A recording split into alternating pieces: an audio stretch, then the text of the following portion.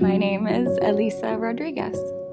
Taking care of my mom, don't know if I prayed a lot. I don't think I relied on Jesus a lot. Not dealing with, but bearing. But during her passing, I felt Jesus with me. I shouldn't feel a peace. I feel emotional right now thinking about how I should have felt then. And I was grateful that I could feel Jesus. And I mean, that has to be the only reason why I was able to be strong.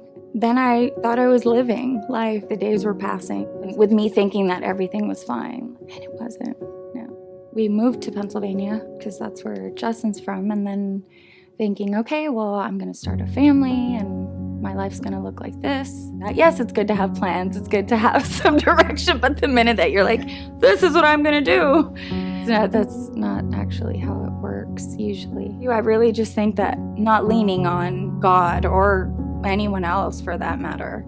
Found myself like kind of agitated, and so I ended up getting sick. So your thyroid controls your metabolism. So it's like I was working out, running a marathon. I wasn't doing anything.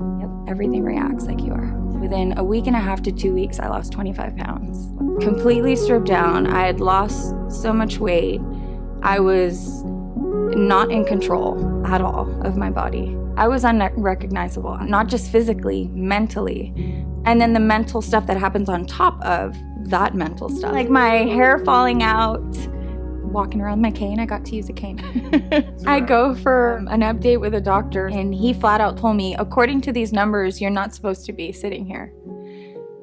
I think I tried to fight a lot of it, but then there's a certain point where you can't and you just kind of surrender to it.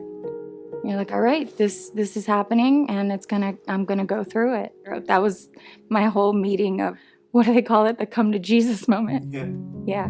That's why I was able to surrender though. I told you I lost my mom, but the way I felt Jesus is present in her passing, I saw my mom at my worst.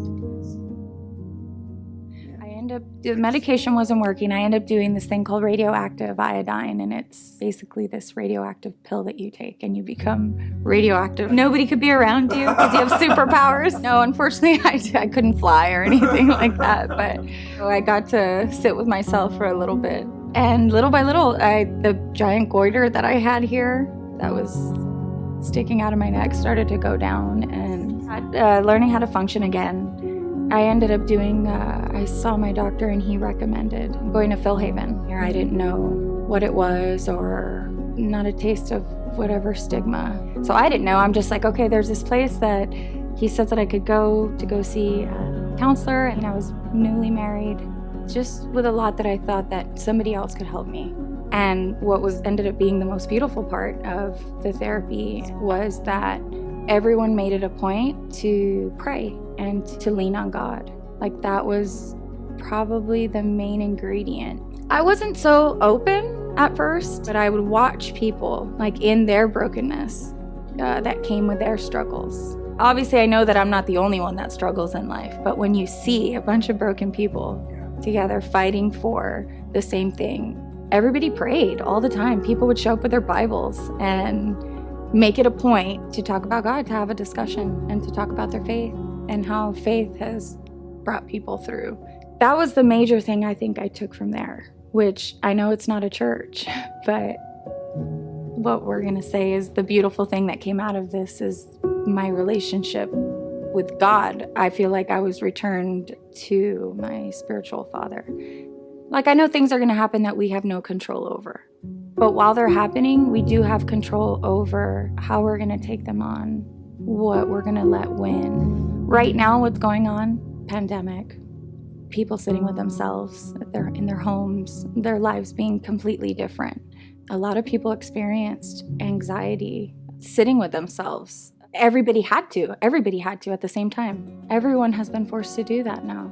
That's really what this illness did for me, I would say. It returned me to my earthly father. My relationship with my dad was like revived and has been getting stronger since that. And I was returned finally to my Heavenly Father. Won't you use me, Lord? I would say that was a prayer that I was saying, like, use me in whatever way that you need to. And this is before my life had drastically changed. And then once I was completely stripped and I was crying for help, like, save me, please save me.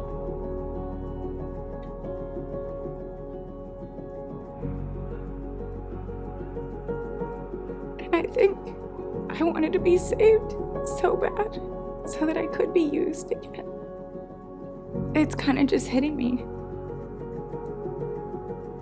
And so I kind of want to give people that hope and that peace, because you can do things on your own. You can do lots of things on your own, but it's different when you put your faith in God, when you rely on God. You kind of just leave yourself open